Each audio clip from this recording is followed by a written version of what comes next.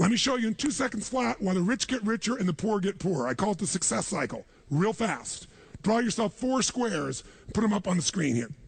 You'll see, as we do this, take a quick look. You'll notice you've got the word potential up in the left-hand square. Up in the right-hand square is the word action. Bottom right is the word results. Bottom left is the word belief, or another word for that would be a sense of certainty. Potential, action, belief, results. And notice there's arrows in a clockwise fashion where they just keep feeding each other over and over and over again. So again, it's potential, action, results, belief, or another word for that would be certainty. Now, did you ever notice how rich people tend to get richer and poor people to get poorer? And I don't just mean rich in financial terms. I mean people that are rich emotionally. Did you ever notice how happy people tend to get happier? And depressed people tend to get more depressed? How many found this to be true? Say aye. It's because the power of momentum and what I'm about to show you. So let me show you something here. What's the potential of any human being? You tell me, quick. Unlimited. Do most people's results reflect that true potential, yes or no? No way. Why? Because most people aren't taking enough what? But is it possible to take a lot of action and still get lousy results? What if you got a salesman that works for you and they walk out and they knock on 100 doors and they say, you wouldn't want to buy anything from me, would you? Or they don't say that verbally, but they say it non-verbally. Is that going to affect their results, yes or no? So it's not enough even to take enough action, because when we believe it's not going to work or we're uncertain, does that affect how much of our potential we tap, yes or no? See, if you don't think it's going to work, you're not going to put out a bunch of your energy when you think it's going to fail. And by the way, when you're not sure, you tap little potential. Do you take little or a lot of action? When you're not sure, when you think it's not going to work, do you take massive action or little action? Now, when you take little potential with little action, what kind of results do you get? Little lousy results. And when you get lousy results, what does that do to your belief? You go, see, I told you it wasn't going to work. Told you it was a waste of time. And then, by the way, when you have less belief, how much more potential do you take? More or less? If it's possible, you tap less potential, more or less action. Less. And what happens to your results? They get even what? And now they got worse. Welcome back. It's Tony Robbins again here with Money Master the Game, 7 simple steps to financial freedom.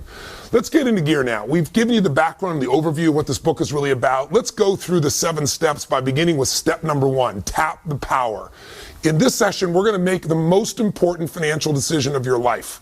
And it's not a decision you might think it is. In fact, most people think that the way you get free, financially free or wealthy, is you get this big score. Somehow I'm going to make a bunch of money, or somehow I'm going to make this investment in Apple and it's going to triple, and that's what's going to make me wealthy. But all the research shows, in reality, people who earn a huge sums of money rarely keep those huge sums of money. And very few people really get to the number that they're really after when they're trying to make that big score. And so I really want to show you a much simpler way.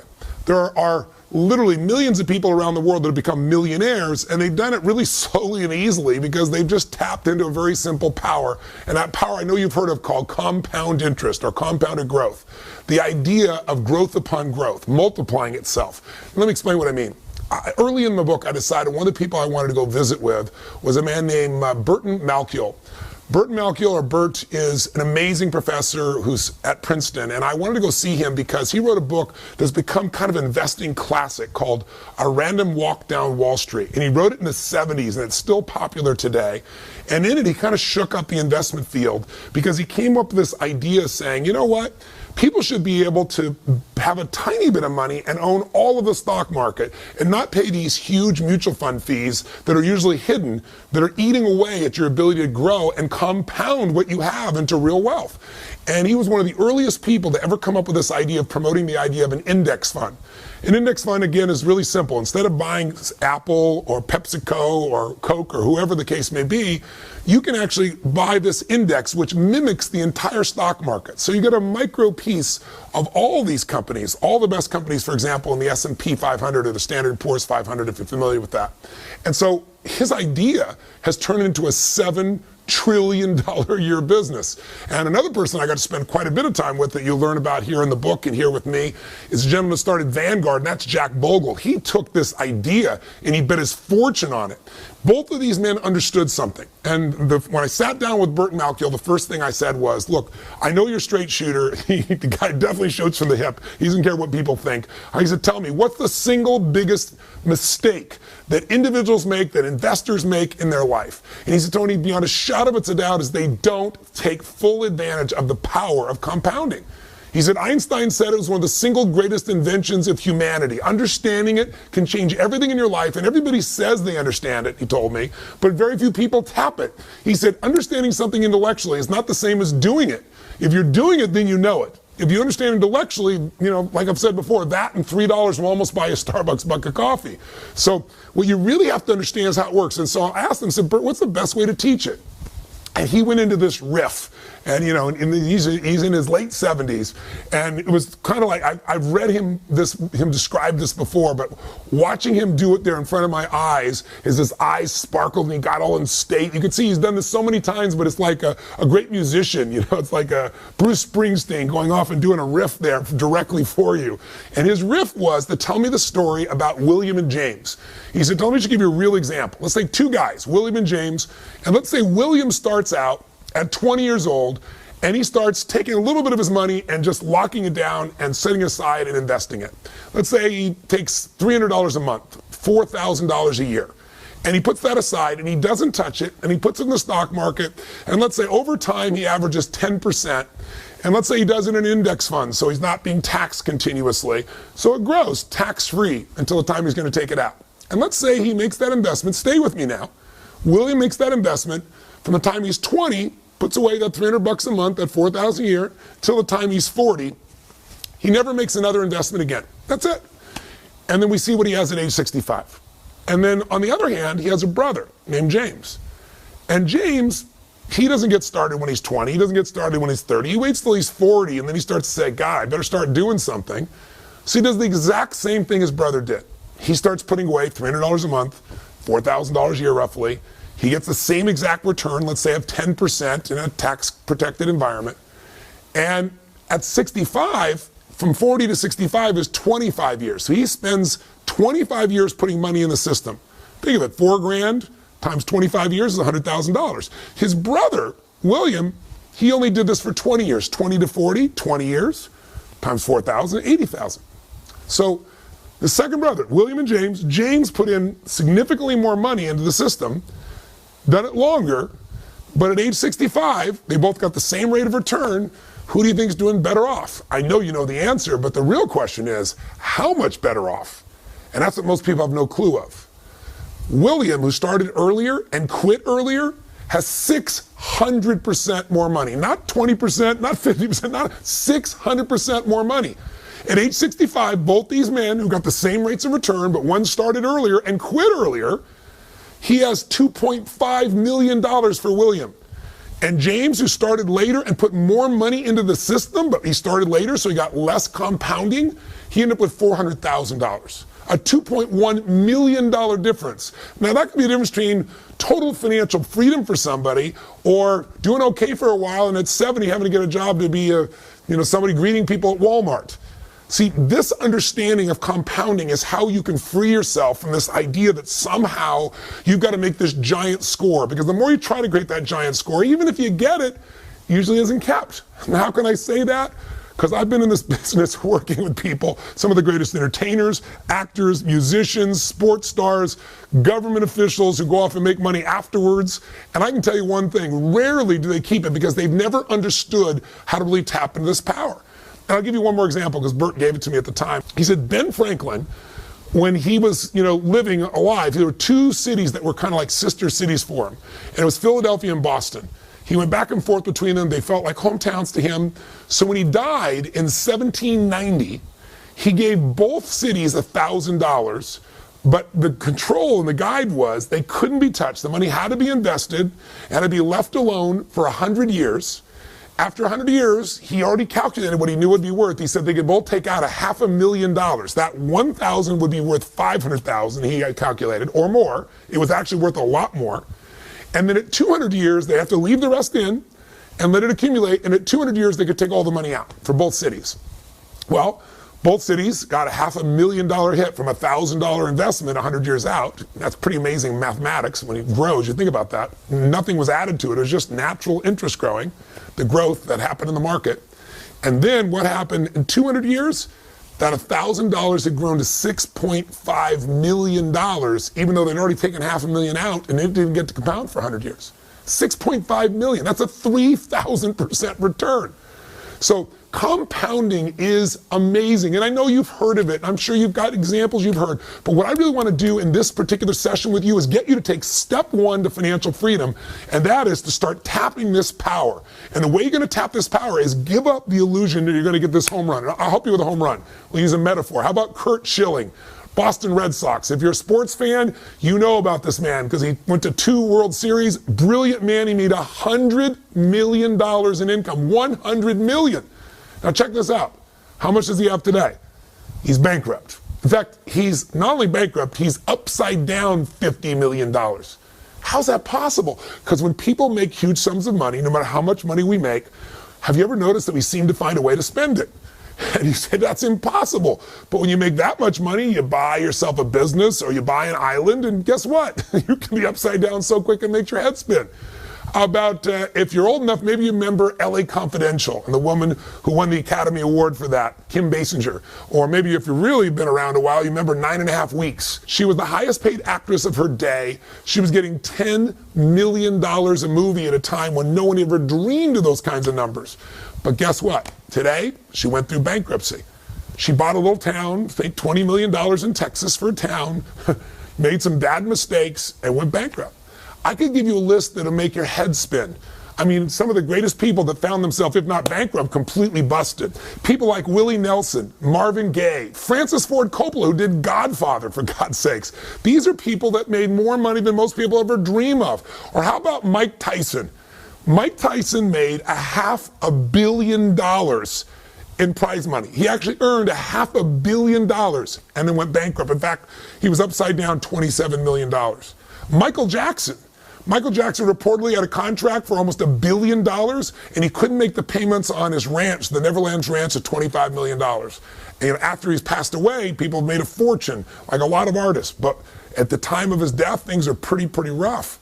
So it doesn't matter how much money you have. In fact, most people describe what happens with, let's say, a fighter, even somebody as brilliant as Money Mayweather. Brilliant guy, unbelievable fighter.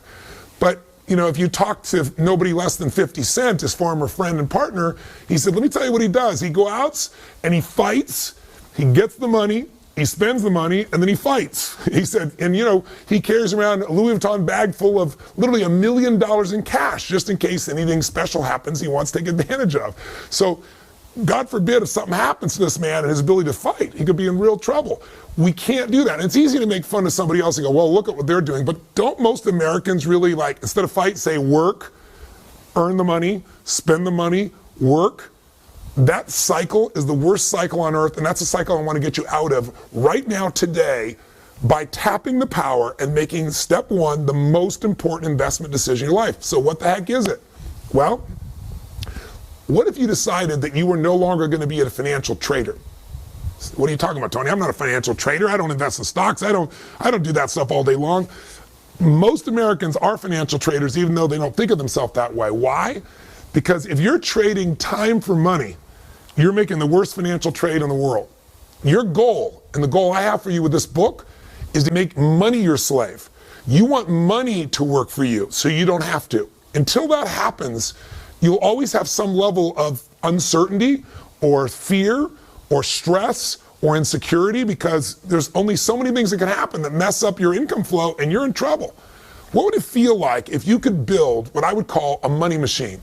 Something that made money while you slept. Something that literally every day of your life, even if you weren't working, could provide you an income without ever having to work again. Because see, I ask people all the time, what are you investing for? And people say, well, I don't know, I'm doing my 401k so someday I can retire, or I'm investing so that I can get, you know, more assets or a bigger nest egg. No, you're not. You're investing for one thing and one thing only. You're investing because you want an income. You want an income that will last longer than you live. In fact, I mentioned before, the number one fear of baby boomers today is that not they're going to die. That's their number two fear. The number one fear is I want to run out of money while I'm alive. And millennials have the same fear because, according to statistics, about 70 to 75% of the people are going to run out of money before they die. And we're all living longer, so the chance of that happening is off the charts unless you and I create a money machine. What does that mean? It's really simple.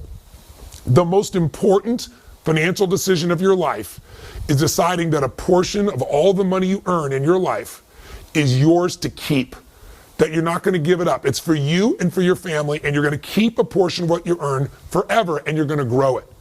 That you're not going to give it to, Kate Spade, you're not going to give it to the Gap, you're not going to give it to whoever you normally gave it to. You're going to keep that for yourself, and you're going to grow it into something that literally will make it so you don't have to work as long as you live. I call it a money machine because it's really simple. If you were to just think of yourself right now as you're a money machine, if you take a look at this graphic, here you are, you worked your tail off, and what happens? You use your efforts to get money. You trade time for money, you take work and effort for money. But what if you just did something so simple? You already know to do it, you're just not probably doing it at the level that you could. What if you made a decision that a percentage of what you earn, you're never going to see it, it's just going to instantly and automatically be put into building this money machine, where you're going to take a portion of what you earn, 10%, 15%, 8%, 20%. You get to decide the number. But a portion of what you earn, no matter what, before you ever see it, it's almost like a tax, but the tax is paid to you instead of the government. The tax is for your future self. The tax is about creating financial freedom, so you're not like most people who end up their life being stressed out all the time, where you're the person that can do what you want, when you want, where you want, with whomever you want, because you got freedom. How do you get there? You take a portion of this money that you've done right now and you've earned, you automatically start to fill up this money machine. And just visually imagine, as you work, more goes in, you fill it up, and there's a point, a tipping point, if you will. We call the tipping point a critical mass. There's a point where the money you've saved and invested will have grown to a point that there's enough there that if you were to get just a small return on your money in a secure environment, the income off your investments, just the income, the investments are still there, the money is still there, that critical mass, that nest egg is so big that the interest you make on it alone, that interest gives you the income you need to live your life as long as you live without ever having to work again as long as you live, period. Now, I have that privilege, and I'm fortunate to have helped a lot of people establish that who thought it would never happen, because they don't understand that when you take that little piece aside, you're not just putting in this money machine. If you're smart, if you do what we show you in this book, the other 6 steps, that money won't just sit there accumulating. That money is going to grow. That money while you sleep is going to make more money and grow and grow and grow, so you get to that critical mass, that nest egg, that peak number where the income frees you for the rest of your life. Now, here's what's ironic. And I mentioned this before, but I want to reinforce it for you. If you do this, you will get to the point where you won't have to work. And then I will warn you in advance, you will work. And the reason why is because the secret to financial freedom is not having to work. It's not working. The idea that you don't have to work frees you up. Us as human beings, we have to do something to be productive or we go crazy. I can't tell you the number of people that I've met who've hit the jackpot and then they don't do anything and they're depressed or they're frustrated or they're bored out of their mind. You just want to make sure that what you do with your time is what you love, that it's your passion. And if your passion is your work, you'll work more. In fact, it used to be that the game, remember, was get rich and retire at 40. And now the game is get rich and retire at 80 or 75 or 85. Like I've told you, my friend Steve Wynn, 72 years old, still going there. Warren Buffett, 84 years old. I mean, you can go to person after person after person. The people who make the most money, people who make more than $750,000 a year, the vast majority say they'll never retire, or if they retire, it'll be in their late 70s. That's because the game is different. But I'm going to tell you something. When you don't have to work, you don't have to, you walk different. You talk different. You feel different. You go, Tony, well, that sounds like a pipe dream to me. That's because you don't understand compounding. Because you're looking for that big score that hopefully someday you're going to get, when really, truly, if you were William and not James, and you took a little bit of money and set it aside, and you just let that grow through time, you could have millions of dollars for yourself. And I'm going to show you how to make sure to maximize it. I'm going to show you how to make it more tax efficient so you keep more of that money. I'm going to show you how to diversify it so you protect it. I'm going to show you what I've learned from the best people on earth, but none of it is any good if you don't decide on a specific number that you're going to automate to make this happen. Now, I know when I say this, a lot of people say, well, how much? Well, the minimum should be 10%. And ideally, in the world we live in today, if you're 40 or above 45, you should be looking closer to 15% because you have less time to use compounding. So you got to load the system with a bit more. And first thing you'd say, I'm sure many people say, are you kidding me? I don't have that kind of money. I'm spending everything I have right now to keep my credit card bills going, to keep myself going. Everything I earn, I spend. That'll always be true. It doesn't matter how much money people make.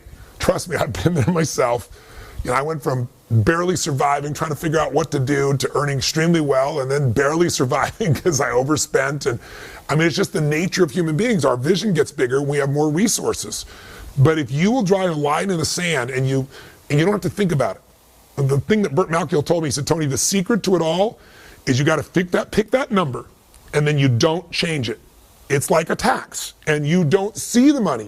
We'll show you how in the book here. You automate it so that money is taken out immediately. If you run your own business or you go to work somewhere and they raise our taxes by 5%, 8%, 10%, you're going to hate it. You're going to be mad as hell, and it's still going to get paid. That's just the way we are as human beings. So why not create a freedom tax? And it's really not a tax at all. What about a freedom gift? I call it the Freedom Fund. What you want to do is decide right now, what percentage, and by the way, I'm going to mention one thing. You might say, well, Tony, I'm already doing this. I'm already contributing my 401k. Then I want you to decide right now, and I'm going to show you how to maximize your 401k. I'm going to show you how to get rid of the fees in your 401k. They're eating up your compounding. You're compounding fees if you don't know what you're doing in this area. But if you're already doing this, I want you to pick a number right now that you might increase to. And before you pick the number, whether it's 10 or 15 or 20, whatever that number is, you're going to want to decide it and not change it, other than increase it maybe in the future. And you're going to make it automated so that money goes into your freedom fund. Not a savings account, a place where you're going to be investing that money and growing it till it hits a critical mass that throws off the income you need so you never have to work again. So you have that true financial freedom.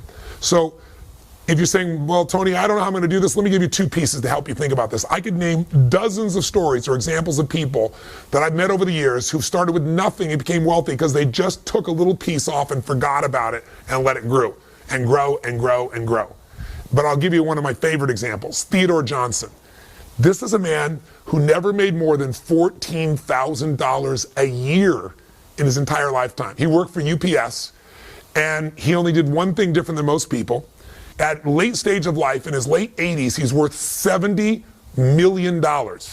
He did not inherit any money. All the money came from compounding $14,000 a year. How did he do that? He committed to one thing. He decided 20% of all he earned was going to be set aside. Every check, every bonus, every situation, 20%. There was no excuses. He'd have to find a way to do things differently, earn money other places, but that 20% was sacred. And it compounded over a lifetime for him and gave him $70 million. In his late 80s, he donated $35 million away, still had $35 million, and guess what? Never made more than 14 grand. I mean, there's no excuse. When you understand the power of compounding, it's game over. But you gotta get beyond your knowing what it is to acting. And that's really what I'd like you to do right now. So right now, why not make a decision right now in this moment and say, this is what I'm going to do. I'm going to stop trading time for money. I'm going to make money work for me. I'm going to make money my slave. And I'm going to make a decision right now that no matter how hard it may seem in this moment, I'll get used to it. I've got to decide a number that I'm going to set aside, and that number is not going to move, and I'm going to automate it. What is that number for you? Is it 10%? Is it 15? Is it 18, 20? Is it, gosh, I got to at least start with 7? What's the number going to be? Make a decision right now. And if you already have a portion that you're putting aside, it's only going to get you so far. Make a number larger now. That'll be the decision, the most important financial decision in your life, because investing can only be done with the capital you set aside. And if you wait to have a bunch of money to invest, you'll lose all the years that little bit of money could have been compounding and going crazy. Compounding is the ultimate power. Tap that power right now by making your decision. Have you made it? Write it down. When you think of something ahead, it goes out. Write it down. Drop it right now into your planner. Send yourself an email with that in the headline. What are you going to do right now so you lock it in your head? And so you lock it in your life. And then the question is, how do you go about automating that? Just open the book, chapter 1.3. It'll walk you through how to do it. You can go to Schwab. You can go to TD Ameritrade. There are a variety of people that can automate it, so it takes right out of your check into holding place. You say, well, then where will I take that money? Where will I invest that money? Those are the steps to come. First step is get in the game, and the only way you're going to be able to get in that game is start to tap the power by automating. Now, if you're sitting here right now saying, Tony, all this is well, and I've heard this before, I know compounding, then, but I just don't have any money to invest. What am I going to do? Then I'd like you to tap into the power of behavioral economics. One of the things I did when I wrote this book is I said, okay, people are going to know. Some things we're going to talk about, like what we're talking about right now, is frankly common sense. But common sense is not too common. Have you noticed that? People know it, but they aren't doing it. So I said, I want to get people to do it. So I went and met with a whole series of Nobel Prize winners of behavioral economics. And the behavioral economists are guys that spend their entire life, and women, focusing on what is it in human nature that makes us screw up financially? And what technique can we use to get beyond our minds so that we don't need discipline and we automatically get the right results? What these behavioral economics experts do is they basically study the human brain and human nature, and they try to figure out what is it in our nature, the way the human brain works, that makes us make the wrong decisions when it comes to finances. And one of those things has to do with the fact that, we want these things, we give more value to things that are immediate than in the future. Like what is in front of you right now seems more real than 10 years from now, even though 10 years from now you're going to get there, and if you don't do something now, it's going to be painful. And so a lot of these experts have figured a way to get around your own nature with these little behavioral tricks. So it doesn't take discipline to make it happen. So for example, Shlomo Benartzi, who's from UCLA, and Richard Thaler from Chicago, both came up with a brilliant system called Save More for Tomorrow. Let me explain how it works. So if you right now say, Tony, I know I've got to save. I know I've got to I've got to start tapping the power of compounding, but I'm spending every dime I have and there's no way out. First, bullshit. I'm sorry, but it's got to say bullshit. You can find a way if it's your entire life and future depends upon it. Don't accept that. We all get what we tolerate. There's a way to find it. There's something to cut. There's something to create. There's some way to add more value. We'll get to that later. But with this system, what they said is, look, if I said to you, next week we're going to meet and we're going to have this meeting, would you like to have some fresh fruit or would you like to have chocolate cake? When they do this research with students, about 80% of the people say, no, I'll have some fresh fruit, especially in an environment that is somewhat health-oriented and so forth. But when they get to the meeting a week later, exactly the opposite, 80% reach for the chocolate, the chocolate cake. So it's always easy to diet in the future. And similarly, when I say you got to take some money today and invest in it, your brain says, oh, I don't have any room for that, there's no time for that. So what Shlomo and his partner Thaler did is they said, what if we let people save more tomorrow? What if you said to people today, make a commitment today that when you receive your next raise of any sort, that raise will then be put aside for savings in your freedom fund and to building your financial future. And interestingly enough, most people are saying, I'm willing to do that. I can't do it right now, but I'll do it in the future. And as a result, if you do this program, and I explain it in the book in more detail, but just the highlight note is you can go to your HR department and you can let them know. For every raise you get, you're going to take out X percentage. I'll give you an example. They took a group of people in the Midwest who were blue-collar workers with no room to be able to save. These are people that said there's no way.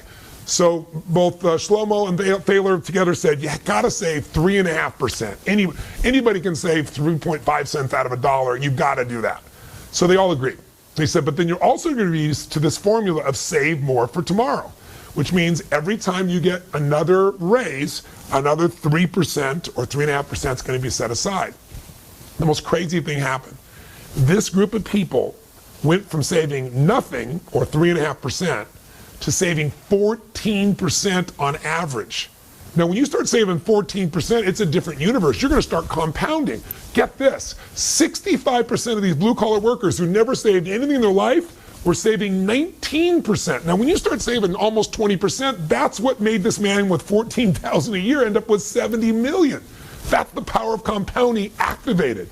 So here's what I'm going to say to you. There is a way. And if you say, Tony, well, but there isn't. Okay, I'll agree to do this in the future, but what if I don't get a raise? Well, if you don't get a raise, I'd say to you, learn to become more effective. I always tell people, find a job where your raise becomes effective when you do. Either own your own business, get yourself in sales, do something where you have some control, or start a little business on the side. We can talk about those things later, but for right now, let's pretend you can't get any more money anywhere. How could you still do it? You can save and get that money to invest. Save something you're spending money on. How about this? Take one night a week and don't go out to dinner. Order a pizza in, watch a movie at home instead of going out to the movies. You'll save at least $40. In the world we live in today, probably a bit more than that. If you save $40 a week by just having a pizza, not going out for dinner on one of those nights, or not going out and spending that money, $40 a week sounds like so small amount. But if you took that money and you put it in your freedom fund, and you grew it at 8%, and we're going to show you some people, for example, in this book, who've averaged over 75 years closer to 10%, and with very little risk up and down. But let's say you averaged 8%, and you left it in there for 40 years. You know, you're 20 years old, you're 25 years old. You're 30 years old even, plenty of time. Do you know what that money turns into, $40 a week? That's almost $2,000 a month. At 8% compounded, turns into $500,000 by itself. See, the money's going to get spent. The only question is, are you going to compound it in something real, or are you just going to throw it away? The real goal in step one here, tap the power. If you want to say, what's the first step of these 7 steps? They're going to get you financially free. You tap the power by stop being a consumer and start to become an owner. That's what you are when you decide to invest. You become an owner in American business or world business. And when you own businesses that are growing, you get to grow with them. And as they compound in their value, you get to compound what you have in your ownership of them as well. So you've got to become an owner, and you've got to become an investor, and the only way you can do that is decide on percentage you're going to set aside. Now, you can use save more for tomorrow, start with a small amount and build up. That's such an easy way to do it. You can just say, boom, I'm going to start with 15 right now, but you got to make sure that it's automated. And if you're still saying, okay, all this is wonderful, but where do I come up with this money? Well, let's take something. You've all heard of people talk about their Starbucks strategy, stop drinking Starbucks. I think a lot of you are going to still drink your Starbucks. It's pretty addicted. But I'll give you a simple one. How about bottled water? You know, I come from Fiji. I have a home in Fiji, and Fiji water is very popular around the world. I don't know what bottled water you drink, but almost everywhere you go, nobody drinks out of a tap, and I think for damn good reason. But there's an alternative to the tap. It's called filters. Filters cost almost nothing, and they don't waste all the plastic. Do you know the average person, if they took 2 drinks of bottled water a day, it's the same as your pizza, right? 2 drinks a day, just think of it, over 30 days, check it out, 60, right, times $2 each, and you start going, I got myself $120 a month. You know, if it's 3 bottles of water a day, that's $180 a month. $180 a month is going to get you past that, get you in that $2,000 range again. How about you just drink filtered water, get a filter at home? How about you get yourself, we have in our home here, these plastic bottles that you keep reusing, that they don't leach plastic also, so you're not polluting your body.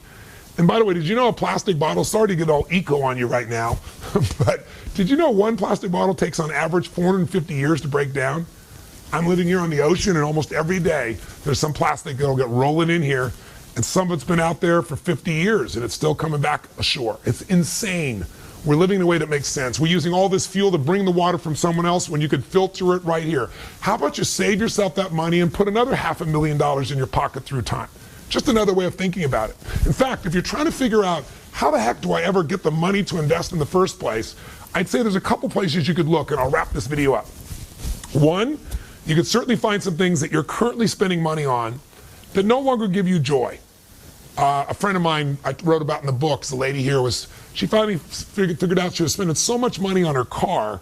It was an old car, and the fixing in the car and the fuel in the car, with financing, she'd go buy a brand new car. She went and bought a brand new Cherokee white pearlescence Jeep. She had this giant smile on her face. She'd only been through like 5 chapters of the book, but she figured out, you know what? For the money I'm spending, I could have a much better quality of life. And she was saving money also that she now put in her freedom fund to invest. In other words, money she was spending on the car, she got a better car, and the savings were now creating for a financial future where she wasn't the money machine anymore. Her freedom fund was going to become the money machine. You follow me? So there might be some things you could cut. There might be some things like water or bottled water you're not losing anything.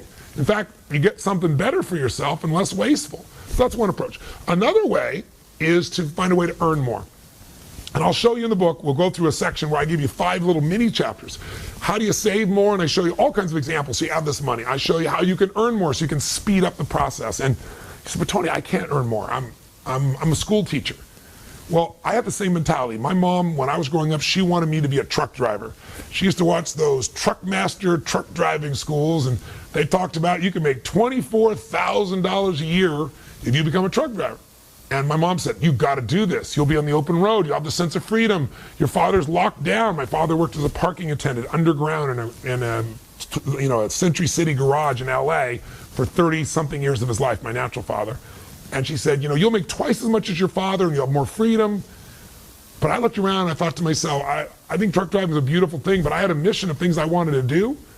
And I also thought, I don't think I could ever drive that truck far enough or long enough to be able to have freedom for my family for the future, because I didn't understand compounding.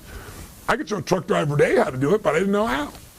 But I did learn something really important along the way. I was 17 years old, and I went to meet this man. Didn't go meet him. I went to attend a seminar by a man named Jim Rohn, who later became one of my first mentors. And Jim was a personal development speaker, and he would get up and talk for 3 hours, which I thought was a long time. If you've been to one of my seminars, you know that's not a long time. And he would share these tools and philosophies of how to improve your life and a few strategies. And I was very touched by him. And the very first night I met him, he said some things I never forgot. He said, you know what? Everybody wants life to change, but for your life to change, you have to change. For things to get better for you, you've got to get better. And he said, instead of complaining about how you don't have the money and how things aren't fair or going on a strike, he said, rarely will that get you. Strikes will get you pennies of improvement. He said the most powerful thing you can do in the marketplace is to understand how the marketplace works. And here's how it works. If you can find a way to do more for others, if you can find a way to add more value and become more valuable, you will become worth more. But you got to be worth more. You've got to be able to say, how can I do more for this business I work on? How can I help them save the money? How can I bring skill sets to make them more profitable? You've got to think about that, because we're all paid in accordance to what our worth is in the marketplace. Not our spiritual worth, not our emotional worth, not what our worth is as a soul, but our economic worth. See, in the world we live in today, there are people that make $7 an hour, and there are people that make $3.5 billion a year. I'm not saying one is better or worse, but I'm saying one has a lot more choices. Now, why? Because if you go to work at McDonald's and you're working fast food, you're going to make about $7.75 an hour currently. I just looked it up. Crazy. It depends on where you live in the country, but $7.75. Now, at $7.75, you don't have enough to really support your family in any way. You're going to have enormous stress. And we could say, well, we should make that number larger. But in reality, the reason you make $7.75 if you work at McDonald's is because almost anyone can be trained to do that job, especially the way it's automated today, in about an hour, maybe 2. But if you're going to earn more, you've got to be able to give more, do more, create more. And I don't mean just work harder. You got to do something that adds more value.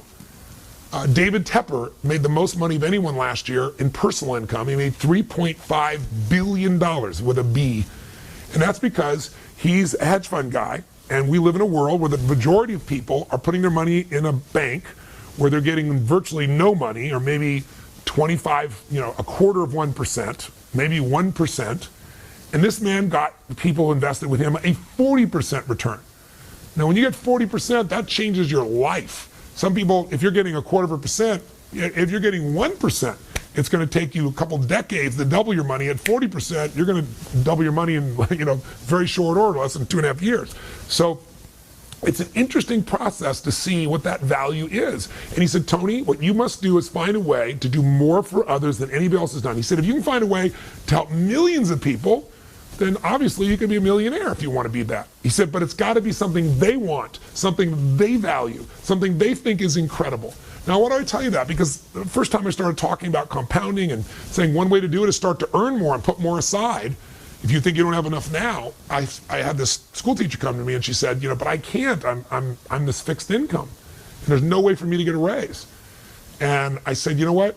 one of the great injustices of our current society is that the most important jobs, like, for example, a teacher, where we're entrusting the future to someone to help us with our kids create their own future, create their skill sets, their abilities, they're horribly paid in this country.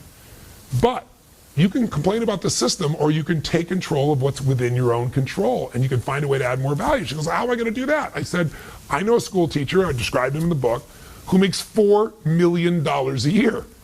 How? He decided, I love working with 30 kids, but if I only work with 30 kids, I'm going to make $60,000 a year. But if I can find a way to work with hundreds of thousands of kids, I could earn hundreds of thousands or maybe millions of dollars. And all he did was he became incredible as a teacher. He's a Korean man, and he just kept better and better. He's always finding a better way to teach, always finding a more enjoyable way to teach, always finding a way to help people remember and learn quicker. He was just a learning machine, and that added value. Every other teacher taught the same stuff. He brought students unique things, and they wanted it. So he created a website where he could mentor them, and we automated the mentoring. He now makes $4 million a year. So I'm just saying this to you, not to say you have to make $4 million a year, but my bet is, with some creativity, you could come up with something that could bring you an extra $300 a month. And $300 a month, invested over time, could easily bring you $1 million, just based on the math and types of returns I described to you earlier. Not a bad thing. If you found a way to do something bigger, all the more power to you. I got a chance, I was on the Today Show one day, and they called me up and they said, we got Warren Buffett, and we want to have you on, and we're going to have the woman who is the youngest female billionaire in the world. And she has this company called Spanx. And I said, what is Spanx? If you're a woman watching, I'm sure you're smiling, laughing. He doesn't know what Spanx is. Most men don't know what Spanx are, but I guess it's kind of an undergarment that women use to help them effectively shape their body under a dress. This woman, she had no idea how to become a billionaire. It wasn't even her goal to be a billionaire. She just wanted to solve a problem that a lot of women have. And she was on her way to a party, and she cut some pantyhose up and created this little device, and then she thought it was a great idea, and everybody said it was stupid. And she tried and tried and tried and heard no, no, no, and she just wouldn't give up. And then finally she got someone to make some, and then she sold some, and then she eventually got on Oprah. And now Spanx is a multi-billion-dollar business, and she's the youngest female billionaire in history. So I want you to know there's a range, from school teachers to this one was working at Disneyland. There are people that might want to make $100, $500, $1,000 more a month. And if you find creative ways to earn more by giving more, by creating more, the answers are there. I just want to get you going. I've got a whole chapter on this, but what I don't want to leave this section with you doing is thinking, I can't do this. And I'll just give you one last one. Another way you get the money to grow your financial future is keep more of the money you have. So I've got a whole chapter here in the book on really, it's the secrets of the ultra wealthy that you can use too. And you'll find it in section 5 of the book.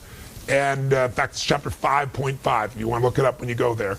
And what it is if you're trying to get financially free, you have to remember what is the most expensive cost that you have in your life. I mean, what is the deepest thing you're going to spend money on in your life? And for the vast majority of humans in this country at least, and North America and most Western nations, it's taxes. And so taxes, you got to understand, in this country, the IRS, their job is really simple. They're not mean people. I mean, there are mean people in every industry, so I'm sure there's some. They're like Switzerland. Their job is to get as much money as they can from as many people as they can every year. And your job, according to the Supreme Court, is to use all of your ethical capacity, everything that's ethical, everything that's legal, to pay the least that you can, and you have that right. That's not being not democratic. Now, I paid plenty of taxes, tens of millions of dollars in taxes, and I'm really grateful that I have the ability to do that at this stage of my life. But I also have learned from all the best investors that I've worked with, I'm talking the best on earth, they all know that tax efficiency is one of the ways to speed up how to get from where you are to where you want to be. Because if you can keep more of what you have and compound it, you're going to do even better. And there's a tool that ultra wealthy people know and use. It's IRS sanctioned. The IRS supports it. And very wealthy people and very wealthy organizations use it. And it allows you to grow your investments literally in an environment where it can be not just tax deferred, but tax free. What that means is if you tell me you have $500,000 built up over the years in your 401k, I might say to you, if you're in the 50% tax bracket, no, you have $250,000. You might say, Tony, no, that's not true. I've got $500,000. I said, yeah, but half that's the government's money if you make 50%, if you have 50% tax. But what if that $500,000 could be put in an environment where when you made $500,000, it was all yours? That would get you your goals twice as fast, wouldn't it? Or if you're at a 30% tax rate, 30% faster. It might save you a decade. So be sure to check that part of the book out. All I want to get you to know is the game is you got to tap the power. Step number one. Step number one of being repetitive, but I want you to get it. We want to make that decision right now. Step number one is make the most important financial decision of your life. Decide right now, what percentage are you going to keep for your family forever? What percentage of your money are you going to set aside, automate, and make sure you put in a freedom fund that you're going to start to invest and build into something that will eventually provide that income for you where you never have to work again as long as you live. You only work because you want to, not because you have to. Sound exciting? Well, as simplistic as it is, I'm sure part of your brain's going, well, okay, I'll do that, but where am I going to invest? Where am I going to put this money? That's coming next. But first, you got to make the first step. So let me turn this video off. Either pick up the book, read the details, or call Fidelity or Schwab, or go online and find a way you're going to just automate deducting. What's the number? Don't change it. If you already got a number, increase it. Is it 10? Is it 12? Is it 14? Is it 15? Is it 20? Is it at least 7 or 8? And then what are you going to do to grow it through time? All right? Hope I got your attention. The power of compounding will give you real wealth, not just going for a big hit. And hey, by the way, if you get a big hit and you're smart, you'll throw a bunch of it into your freedom fund. You'll just get there faster. Thanks for watching. Look for my next video in a couple of days. Live strong and live with passion.